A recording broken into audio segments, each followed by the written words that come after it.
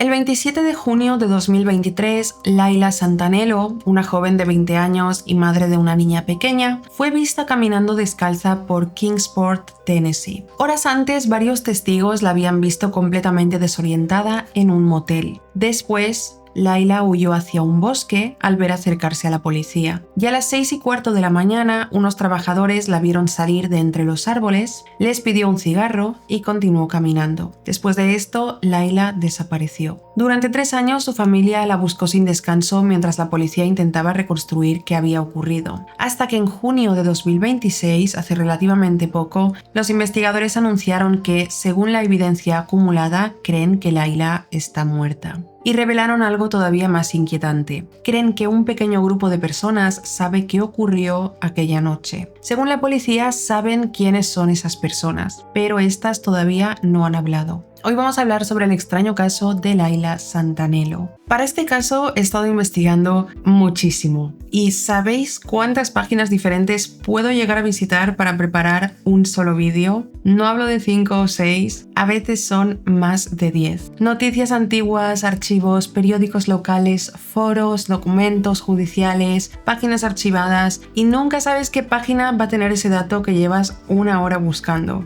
Y siendo sincera, no todas inspiran la misma confianza. Hay veces que termino entrando en webs antiquísimas o páginas bastante desconocidas simplemente porque contienen una información que no aparece en ningún otro sitio. Así que hay una cosa que siempre hago antes de empezar una sesión larga de investigación. Activo Proton VPN. No porque espere que vaya a pasar algo en ese momento, sino porque si voy a pasar horas investigando entre decenas de páginas que ni conozco, prefiero hacerlo con una capa extra de privacidad. Al final, paso gran parte de mi jornada investigando y me gusta saber que estoy utilizando un servicio diseñado precisamente para proteger mi privacidad. Además, Proton lleva años centrado en la seguridad digital y la privacidad, y está sujeto a la legislación europea, algo que personalmente me transmite bastante confianza. Mientras investigo, también activo NetShield, que bloquea anuncios y rastreadores. Y creedme, cuando llevas abiertas 40 pestañas al mismo tiempo, se nota muchísimo. Otra función que utilizo bastante es cambiar mi ubicación. Hay ocasiones en las que una noticia, un reportaje o incluso un vídeo solo está disponible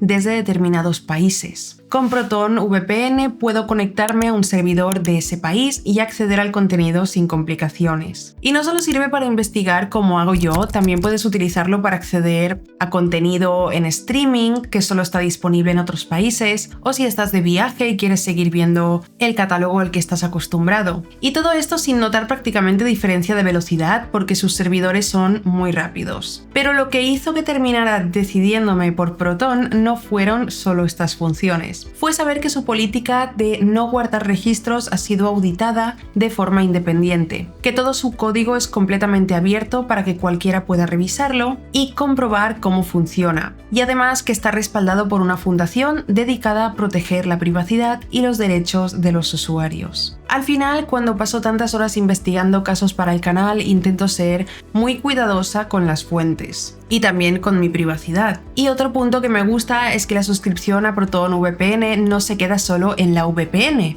sino que también te da acceso al ecosistema de Proton, con otros servicios centrados en la privacidad. Si queréis echarle un vistazo, os dejo mi enlace en la descripción. Con mi link protonvpn.com/betscarimua hay un descuento exclusivo de hasta el 70% en el plan de 2 años o 60% en el plan de 1 año. Y hay 30 días de garantía de reembolso. Ahora ya empecemos con el caso.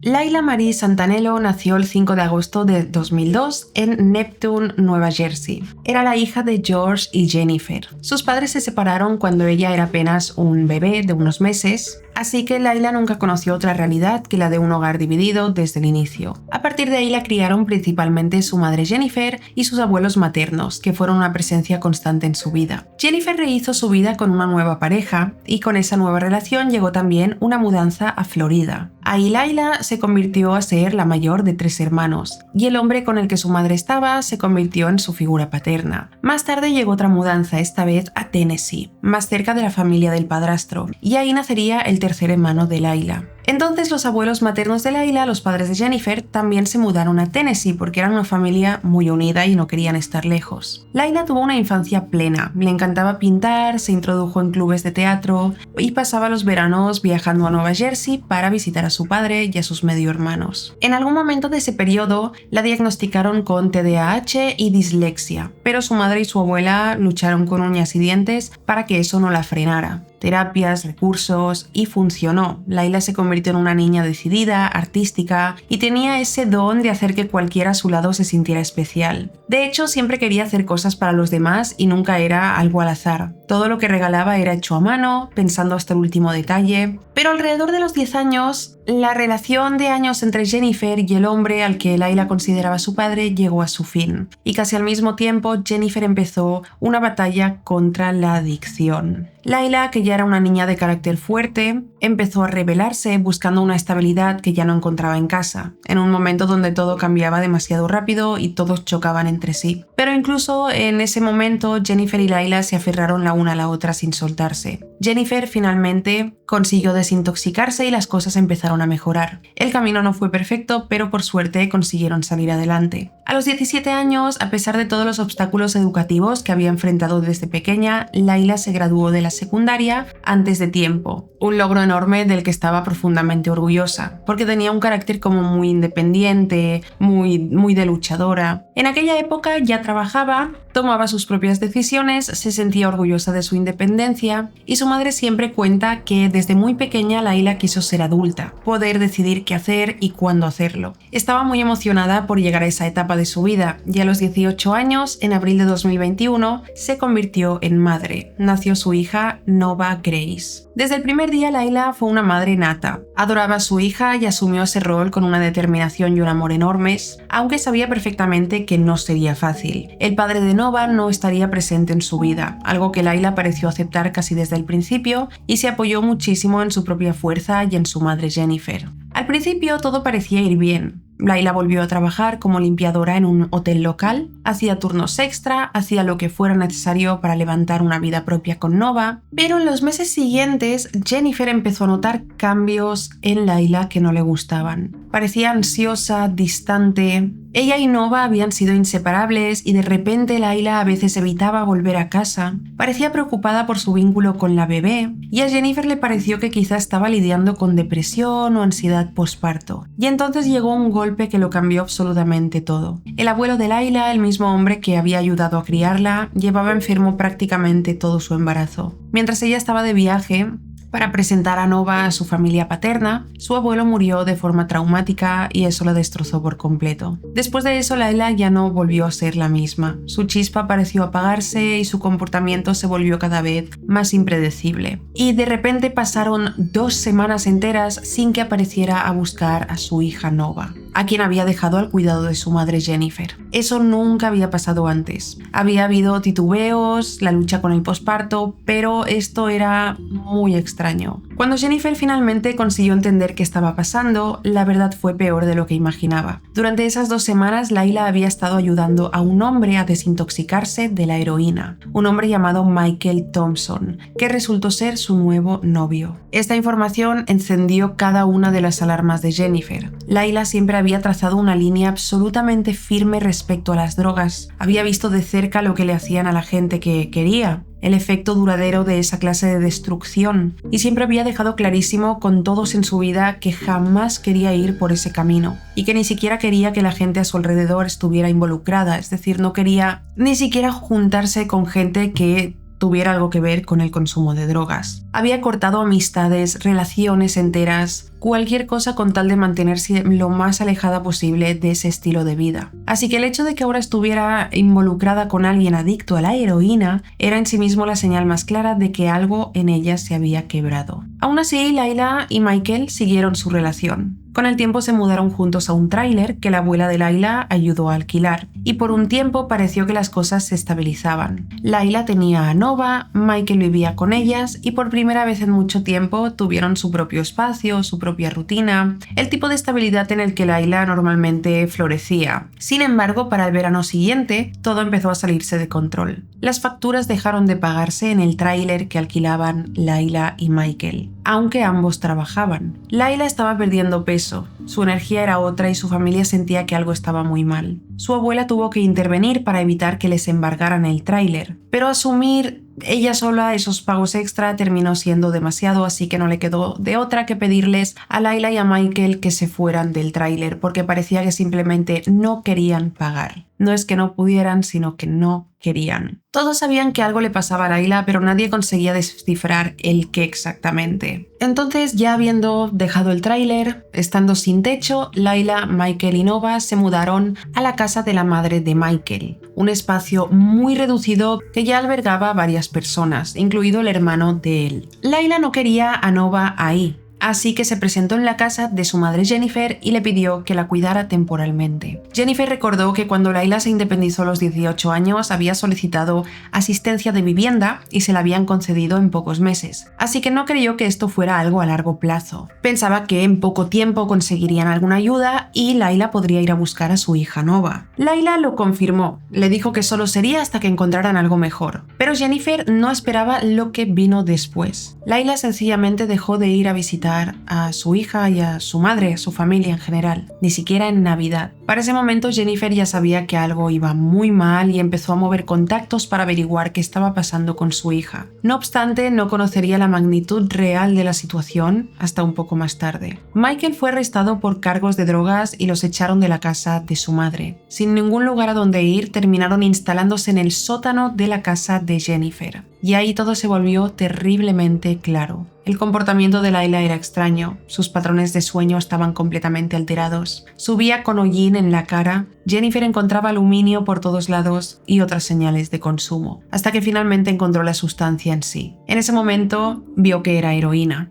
Jennifer se acercó a su hija y le dijo: yo misma viví esa vida, no es lo que quiero para ti, y de ninguna manera quieres esto tú para ti. Le ofreció ayudarla a desintoxicarse en casa si estaba lista. Quería ayudarla de la forma que fuera. Layla se derrumbó y admitió que no quería que Nova la recordara así, que había caído tan hondo en un agujero del que se había prometido nunca caer y que sentía que era imposible salir de ahí. Dijo que eventualmente quería desintoxicarse, pero que todavía no estaba preparada. La adicción es algo terrible de atravesar y ella simplemente dijo que aún no era su momento de parar. Pero le contó a su madre que tenía un plan. Ella y Michael conseguirían una vivienda propia y se turnarían para ayudarse mutuamente a desintoxicarse. Y entonces todo iría mejor. Y la droga que Jennifer creía que era heroína la que encontró, no era heroína en absoluto. Era fentanilo puro. Como había otros niños viviendo en la casa, Jennifer, igual que su propia madre había hecho antes con ella, tomó una decisión muy dura. Layla no podía quedarse mientras siguiera consumiendo activamente. Sin embargo, le dejó clarísimo que no la estaba rechazando. Siempre sería bienvenida para comer, para recibir apoyo, para estar cerca, pero no podía estar en la casa consumiendo con otros niños presentes, sus medio hermanos. Esto llevó a que Layla y Michael se fueran de nuevo a la casa de la madre de él.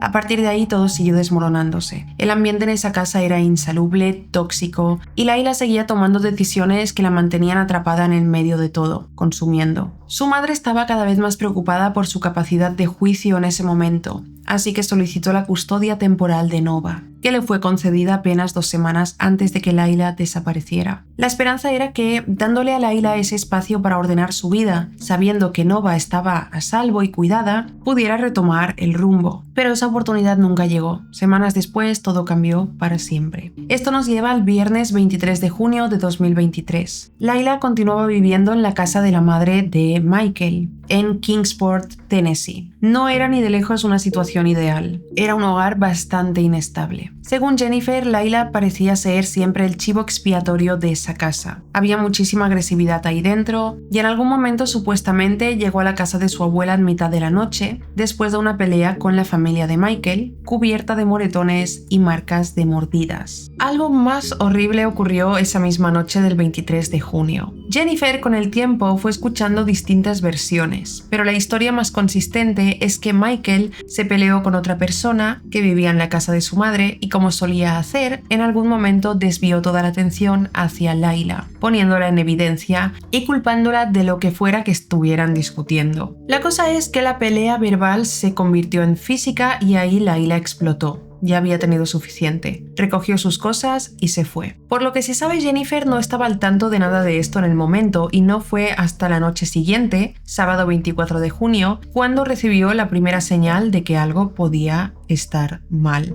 Jennifer estaba en su cocina preparando la cena alrededor de las 8 o 9 de la noche, cuando le llegó una notificación al móvil. Un mensaje de Facebook desde la cuenta de Layla. Pero no era Layla. Era Michael quien preguntaba si Jennifer tenía idea de dónde estaba Layla. Más específicamente, si estaba en la cárcel o en el hospital, le preguntó. Jennifer se quedó desconcertada. No obstante, según ella, no era la primera vez que esto sucedía. Aparentemente compartían el teléfono desde hacía tiempo Michael y Layla, así que todas sus cuentas estaban conectadas al mismo dispositivo, y era bastante común que él escribiera bajo el perfil de ella. Lo raro era que él no tuviera idea de dónde estaba Layla. Jennifer respondió preguntando por su hija, intentando entender por qué él quería saber si Layla estaba en la cárcel o el hospital, qué había pasado, pero Michael no contestó nada, solo siguió preguntando frenéticamente que dónde estaba. En ese momento empezó a aparecer el pánico, porque por muy tormentosa que hubiera sido la relación entre Layla y Michael y sus vidas en general, ellos siempre estaban juntos. Su relación, según Jennifer, era muy codependiente, incluso muy tóxica, pero si había algo seguro era que nunca se veía al uno sin el otro.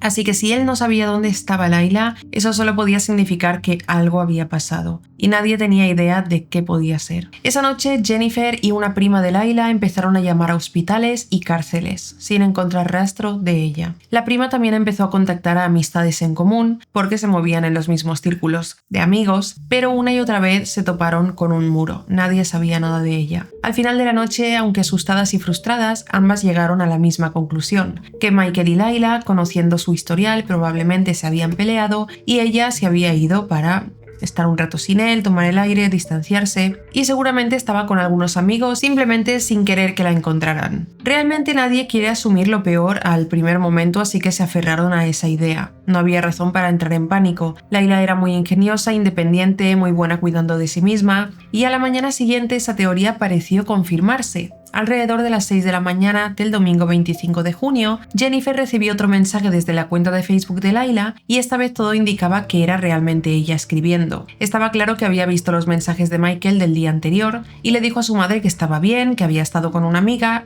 que no tenía el móvil y estaba usando el de otra persona para avisarla de que estaba bien. Jennifer sintió un alivio enorme, pero también tenía muchísimas preguntas, como cualquiera tendría. Si la pareja de tu hijo te pregunta si sabes si tu hija está en el hospital o en la cárcel. Quería saber dónde estaba, con quién, si necesitaba ayuda, pero Layla no daba respuestas claras. Eran muy vagas, algo que no era muy propio de ella. Jennifer sintió en ese momento que Layla estaba eligiendo sus palabras con cuidado a propósito, porque probablemente Michael estaba leyendo también la conversación, así que la idea de que se hubieran peleado y ella quisiera alejarse de él le pareció aún más probable, y por eso no insistió. No quería que Layla dijera algo que pudiera ponerla en peligro. Intentó mantener la calma y el último mensaje que Layla le envió a su madre decía: "Te quiero muchísimo más". Jennifer pensó que todo estaba bien, que su hija la llamaría y le explicaría todo cuando fuera seguro hacerlo, pero lo que no sabía era que ese sería el último mensaje que recibiría de Layla. Para la noche del lunes 26 de junio, Jennifer de nuevo no sabía nada de Layla. No la había llamado de nuevo, no le había enviado otro mensaje desde ese último, nada de nada desde ese breve intercambio en Facebook de la mañana anterior. De nuevo, se preocupó, era inquietante, pero trataba de no pensar demasiado en que podía estar pasando algo. Michael, en cambio, estaba completamente descontrolado. Empezó a bombardear a Jennifer con mensajes cada vez más gráficos sobre lo peligrosas que podían ser las calles para una mujer sola, insistiendo una y otra vez en que había que encontrarla de inmediato, sin importar cómo. A Jennifer todo esto no le sonaba preocupación genuina, sino a pura manipulación, un patrón que reconocía de cuando alguien intenta alejarse definitivamente de una relación tóxica, la otra parte suele victimizarse públicamente para forzar información sobre el paradero de la otra, apelando el miedo y la culpa de quienes le rodean. Michael no se quedó únicamente en esos mensajes, también le escribió directamente al padre biológico de Layla en Nueva Jersey, y cuando nadie le dio las respuestas concretas que estaba buscando, escaló todavía más y publicó en su Facebook de manera pública que Layla estaba desaparecida. Jennifer se quedó atrapada en ese momento entre dos temores muy reales y contrapuestos: el miedo a que una denuncia fuera prematura y terminara poniendo en riesgo a su hija, que quizás solo necesitaba espacio para procesar las cosas, o el miedo opuesto a que tardar en denunciar terminara costándoles un tiempo preciso e irrecuperable. Complicaba todavía más las cosas la tensión reciente por la custodia de Nova, que había dejado la relación madre-hija bastante tensa. Y también tenía la preocupación del tema de tener que esperar 48 horas antes de poder denunciar legalmente una desaparición. Junto con el padre de Layla acordaron finalmente un límite concreto. Dijeron que si no había ninguna noticia para las 8 de la mañana del día siguiente, llamarían a la policía sin esperar más. Esa hora llegó y pasó en absoluto silencio. Lo que Jennifer no sabía en ese momento era que el padre de Layla, desde el otro lado del país, ya no había podido aguantar la espera. A las 2 de la madrugada del 27 de junio, un martes, varias horas antes del plazo que habían acordado, llamó por su cuenta a la policía de Kingsport y presentó formalmente la denuncia de persona desaparecida, dando la casa de Michael como última dirección conocida de su hija. La respuesta policial fue prácticamente inmediata. A esa misma hora de la madrugada, tocaron la puerta de la casa de Michael, quien cooperó junto con toda su familia sin oponer resistencia. En un primer momento, los investigadores compartían exactamente la misma sospecha que tenía Jennifer, que Layla podía estar escondiéndose a propósito buscando poner distancia definitiva con Michael. Pero esta hipótesis no sobrevivió mucho tiempo, porque casi enseguida surgió un dato bastante curioso sobre el caso. Técnicamente, en el momento exacto en el que se presentó la denuncia formal, Layla todavía no estaba desaparecida en sentido estricto. Reconstruyendo con paciencia los días posteriores al 23 de junio, la policía consiguió confirmar que había estado quedándose con amigos, que había asistido a una fiesta y que los mensajes recibidos el domingo 25, verificados después mediante rastreo digital y el testimonio de una amiga que le había dejado una tablet esa misma mañana, eran auténticos, o sea, los que compartió con su madre. Ahora, el verdadero problema arrancaba el lunes 26. Fue ahí donde la investigación chocó de lleno contra una pared. Ese día en particular pasó a convertirse en el centro absoluto de todo el trabajo policial posterior. La pista que finalmente destrabó las cosas fue enorme. Layla había estado en el motel AmeriCourt en compañía de un hombre al que apenas conocía, alguien que tenía ahí una habitación de estadía prolongada. Las cámaras de seguridad del lugar confirmaban su presencia sin ninguna duda, aunque de ese hombre en particular casi no se sabe nada hasta el día de hoy. En un primer momento este dato no generó mayor alarma en nadie.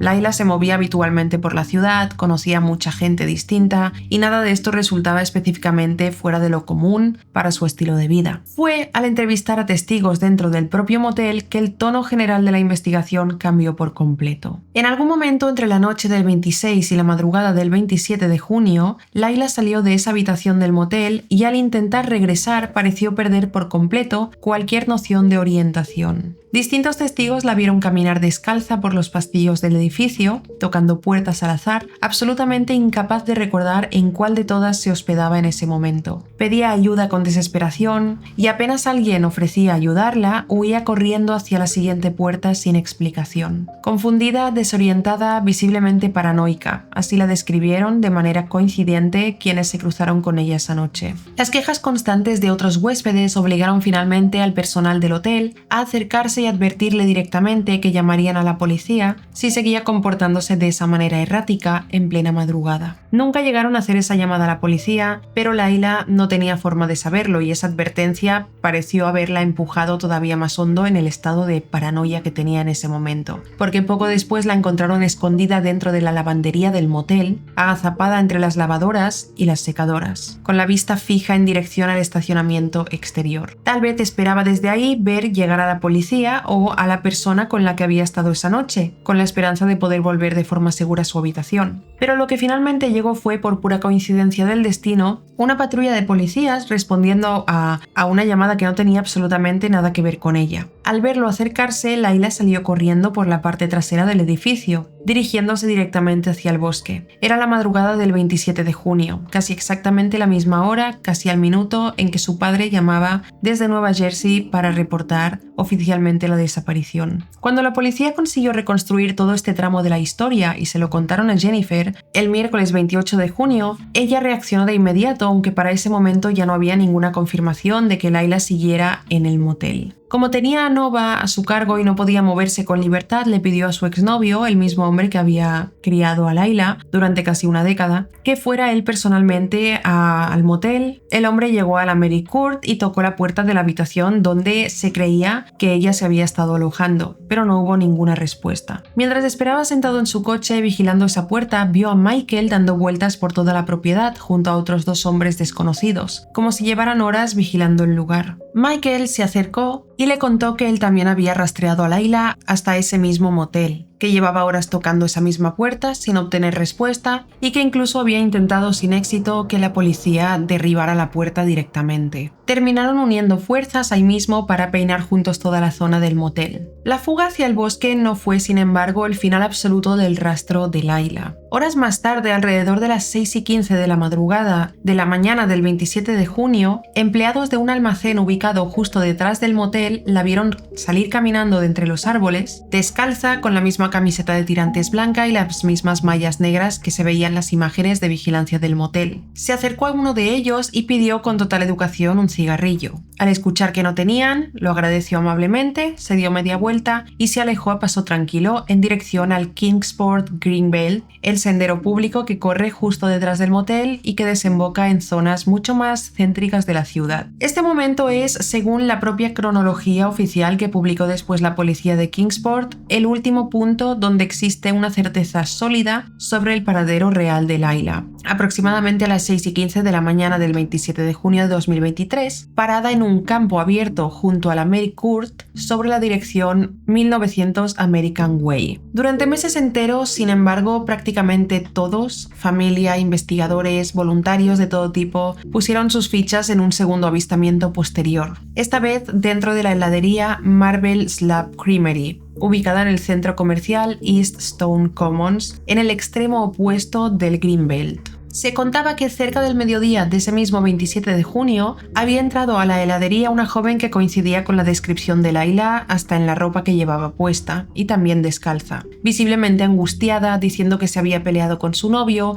y que solo necesitaba un rato para descansar y calmarse. La empleada que la atendió le dio algo de comer, agua, un lugar tranquilo para sentarse e incluso le dejó un teléfono para que pudiera hacer alguna llamada. Antes de irse mencionó que planeaba caminar hasta un Five Below cercano para comprarse un par de zapatos nuevos, ya que seguía descalza. A partir de ese punto exacto, el rastro pareció cortarse por completo, como si Layla se hubiera desvanecido en el aire. Conviene adelantar algo que la familia y la policía descubrirían meses después, porque cambia bastante el peso real de todo lo anterior. Esa joven finalmente nunca fue Layla, la de la heladería. En febrero de 2024 la policía confirmó de manera pública lo que ya sabían en privado desde hacía tiempo. Se trataba de una mujer completamente diferente, identificada mediante registros telefónicos y una entrevista directa, que ese mismo día había estado huyendo, coincidentemente, de una situación propia de violencia doméstica. Vamos a volver sobre este punto más adelante con todo el detalle que merece, porque la forma en que se trató esa información durante meses es, sin exagerar, una de las partes más difíciles de digerir este caso. Con la heladería instalada como último hilo conocido, aunque falso, sin que absolutamente nadie lo supiera todavía, la investigación pareció frenarse casi por completo durante un tiempo. Jennifer revisaba una y otra vez ese último intercambio de mensajes con su hija, buscando desesperadamente alguna pista escondida entre las palabras que se le hubiera pasado por alto. Pasaban los días sin llamadas, sin mensajes nuevos, sin ningún avistamiento adicional que reportar, sin demasiado impulso mediático todavía y sin avances policiales visibles. Fue la propia familia de Layla la que salió a las calles a pegar carteles con su cara y a pedir información puerta por puerta. Y entonces, a principios de julio, ocurrió algo que absolutamente nadie esperaba. Jennifer, la madre, empezó a recibir solicitudes de dinero por Cash App directamente desde la cuenta de Layla. Primero una, después otra y después otra más. Los mensajes que acompañaban estas peticiones sonaban genuinamente a ella, mencionaban a Nova por su nombre, hablaban del deseo de volver pronto a casa y por un momento breve todo parecía una señal de vida real y esperanzadora.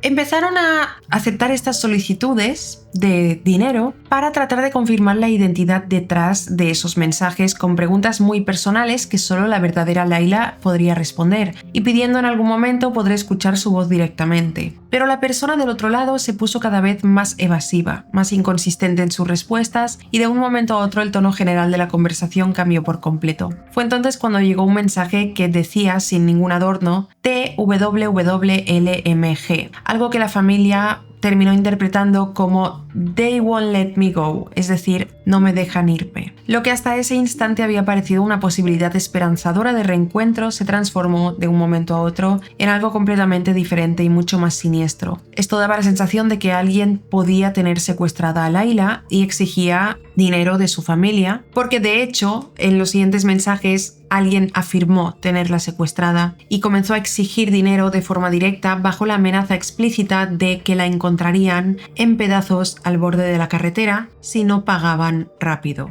Las cifras exigidas subieron con velocidad, $100 primero, después 500, después $2.000 y los mensajes cada vez eran más gráficos y perturbadores. Empezaron a llegarles también a otros familiares y amigos cercanos de la familia. Quien fuera que estuviera detrás de todo esto parecía conocer con precisión exacta qué botones emocionales tocar para desesperar por completo a la familia. La familia le preguntó a Michael si él había recibido alguna de estas peticiones o mensajes y él dijo no haber recibido ningún mensaje similar, aunque se ofreció a poner dinero de su propio bolsillo si eso ayudaba en algo. La familia entera quedó dividida, de forma dolorosa, entre la esperanza del terror puro sin saber a ciencia cierta si estaban frente a una extorsión completamente real o frente a una estafa oportunista de las tantas que lamentablemente circulan cuando un caso empieza a ganar visibilidad pública. También circuló en paralelo la teoría de que podría tratarse de alguien del propio entorno cercano de Layla, enganchado a las mismas sustancias, buscando desesperadamente financiar su propio consumo a costa del dolor ajeno. La policía escéptica en un primer momento frente a este tipo de mensajes terminó rastreando la dirección IP detrás de las cuentas solo cuando las cifras exigidas se volvieron demasiado altas como para seguir ignorándolas sin más. Mientras todo esto ocurría en paralelo, el caso empezaba a moverse también en otro frente completamente distinto. El 3 de agosto de 2023, Layla fue clasificada oficialmente como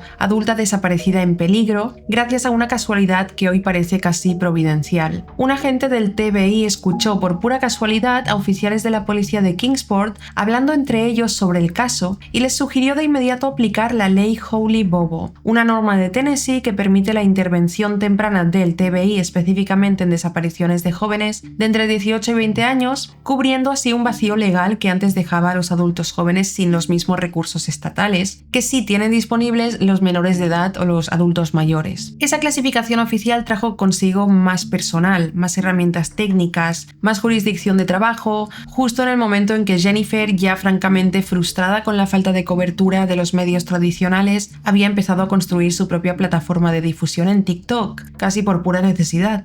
La siguiente gran noticia, sin embargo, fue un golpe durísimo para todos. El 4 de agosto, apenas un día antes del cumpleaños número 21 de Layla, la policía registró completamente la casa de la calle Dale, donde ella había vivido junto a Michael. El rastro digital de todas las solicitudes de Cash App llevaban, sin ninguna duda posible, directamente hasta su dirección IP personal. La casa fue revisada de arriba abajo durante casi 18 horas seguidas. Michael, por su parte, pasó por una prueba del polígrafo, cuyos resultados fueron, según le comunicaron después a Jennifer, no concluyentes, algo que le atribuyeron en ese momento probablemente al consumo activo de sustancias. Es fundamental ser precisos con lo que ocurrió inmediatamente después de ese registro, porque durante mucho tiempo se asumió erróneamente lo contrario. El arresto formal de Michael Thompson no llegó ese mismo día de agosto de 2023, sino en marzo de 2024, casi un año entero más tarde, cuando el gran jurado del condado de Sullivan finalmente lo acusó formalmente de extorsión, robo de identidad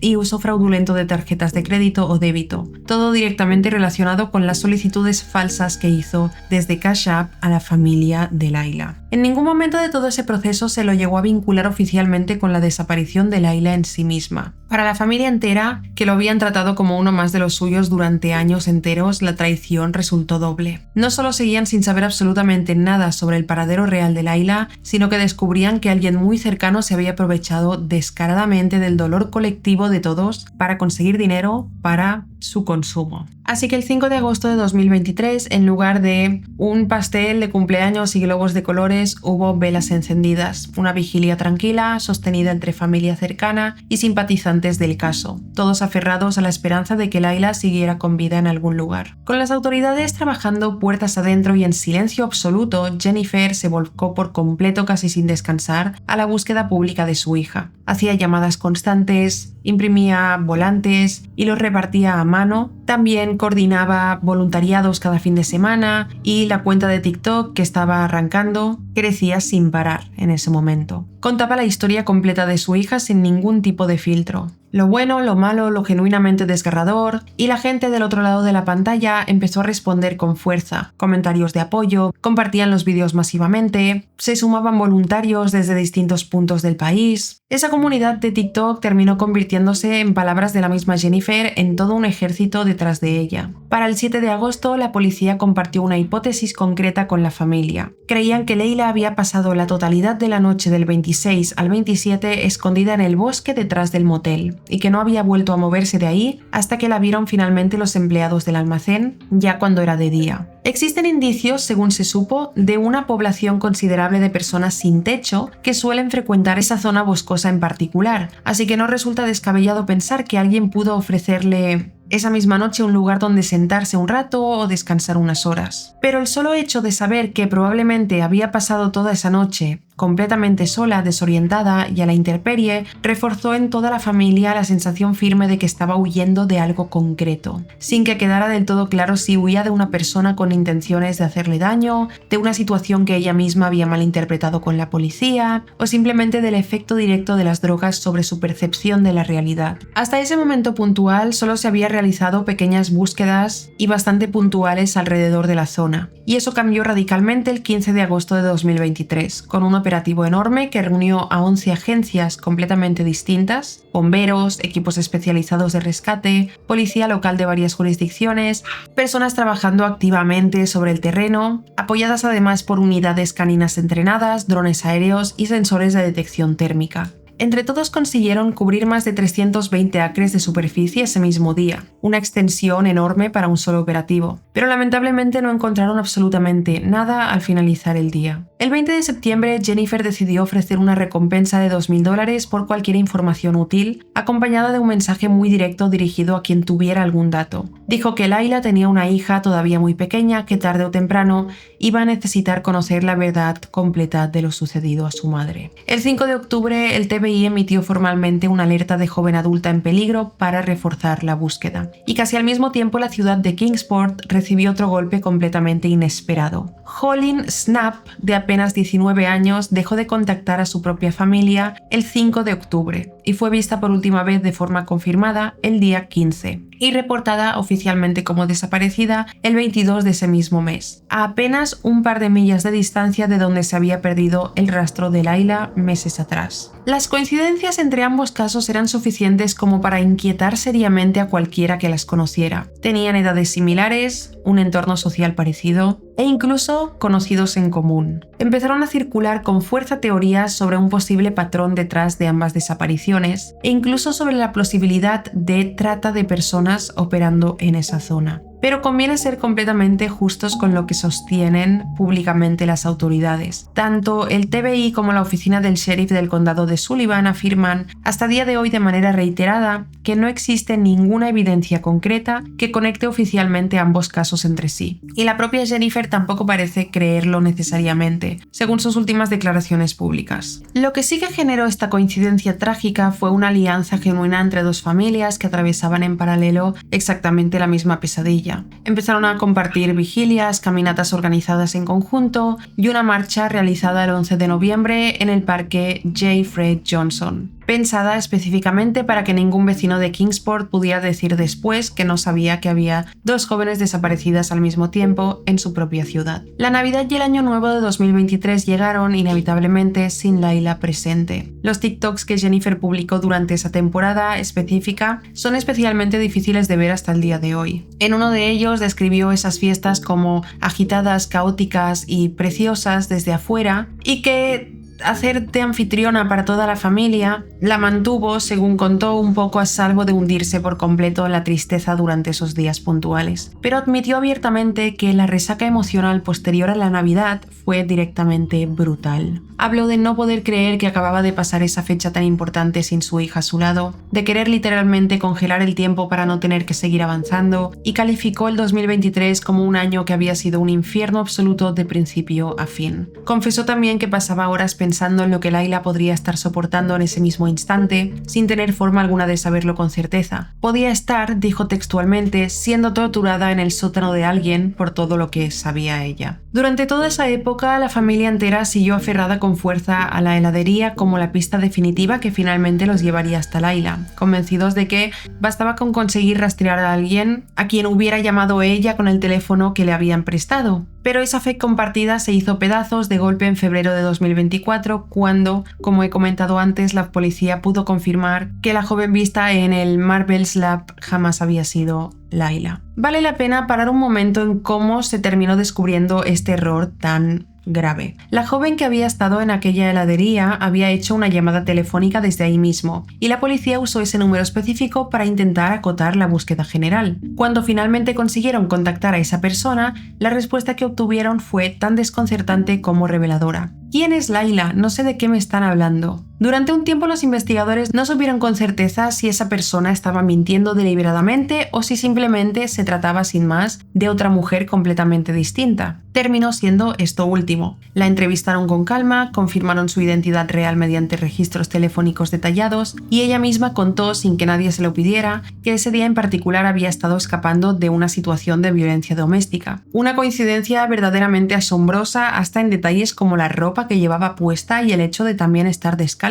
Lo más difícil de aceptar de toda esta parte del caso es que la policía le había contado esta información a Jennifer en privado varios meses antes de hacerla pública oficialmente, y le habían pedido explícitamente en ese momento que siguiera repitiendo de cara a la comunidad que la heladería seguía siendo el último lugar donde se había visto a Layla con vida. La lógica detrás de esto es que si quien estuviera detrás de la desaparición real creía que todos, incluidos la policía, seguían buscando en el lugar equivocado, tal vez terminaría bajando la guardia en algún momento y dejaría escapar algún dato útil sin querer. Jennifer aceptó cargar con ese secreto durante meses enteros porque lo único que quería realmente, por encima de todo lo demás, era llegar a la verdad. Solo cuando la estrategia agotó por completo su utilidad práctica, las autoridades decidieron hacer pública la corrección necesaria de que esa chica nunca fue Layla. El golpe emocional para toda la comunidad que había seguido el caso fue enorme, porque fueron meses enteros de búsqueda activa, carteles repartidos, esperanza genuina, todo construido sobre un lugar donde en realidad Layla jamás había estado. La policía le comunicó a Jennifer durante esa misma época del año que contaban con información significativa sobre el caso en general, aunque sin dar mayores detalles concretos ni nombres específicos de por medio. Con el interés público creciendo cada vez más gracias a TikTok, a distintos podcasts especializados, a canales de YouTube dedicados al true crime, la policía terminó publicando finalmente una hoja completa de preguntas frecuentes sobre el caso.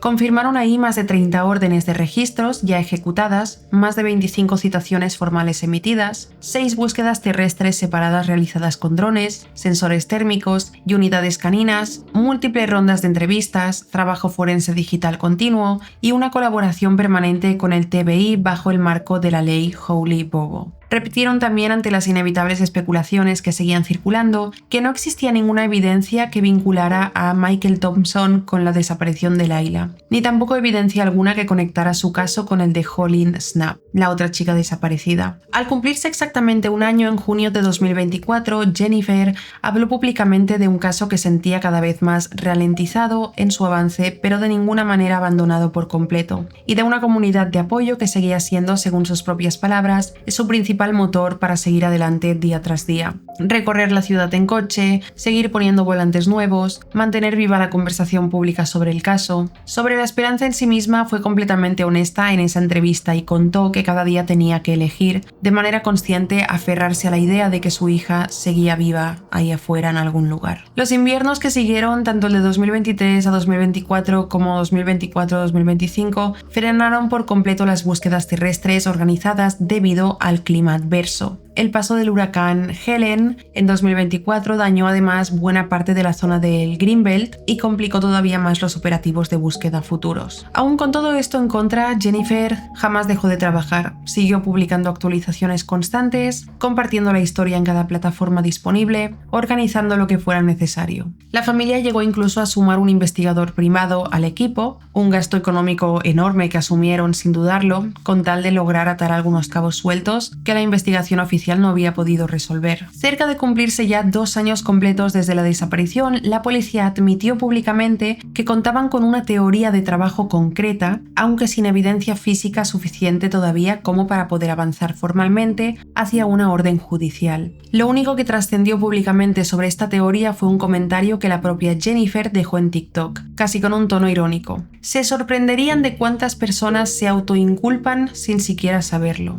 Todo parece indicar que la policía guarda en reserva bastante información recabada de entrevistas que por pura estrategia investigativa prefieren no hacer pública todavía. Hay un dato que la familia repite constantemente, casi como un ancla emocional. Layla no se esfumó de la nada sin dejar absolutamente ningún rastro. Fue vista por múltiples testigos, caminó activamente por distintas partes de la ciudad, habló con varias personas, pidió amablemente un cigarrillo, mencionó querer comprarse zapatos nuevos. Alguien en algún lugar de Kingsport sabe con certeza bastante más de lo que hasta ahora ha decidido contar. Hoy en día Jennifer sigue sosteniendo activamente la búsqueda de su hija con la ayuda de toda una comunidad que jamás se apaga del todo. Todavía organizan búsquedas, campañas constantes de concientización y hasta una lista de deseos en Amazon pensada para abastecer a los voluntarios de todo lo que este trabajo consume en silencio y que rara vez se menciona. Impresoras portátiles, cartuchos de tinta, repelente de insectos, botiquines de primeros auxilios, baterías externas, linternas de mano,